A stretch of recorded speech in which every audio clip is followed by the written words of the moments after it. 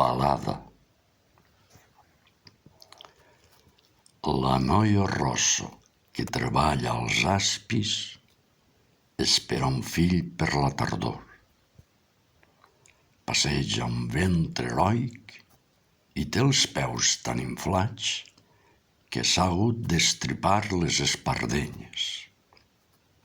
Ara treballa amb pena i cada tarda se sent mig de fallir, perquè a la fàbrica l'estiu és un vesper. Quan l'aspi volta, li roda el cap i tanca els ulls.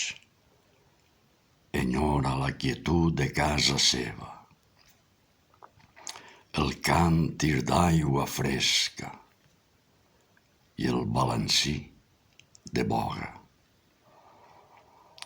La inefable tendresa del marit que haurà endreçat la cuina i que mira la pàgina d'esports d'algun diari a la penombra del terrat i el lent passeig de cada tarda de diumenge. La noia rossa que treballa als aspis s'entendreix molt sovint i ploraria si se sabés vençuda pel destí, incapaç de girar l'ordre dels fets que algú ha establert.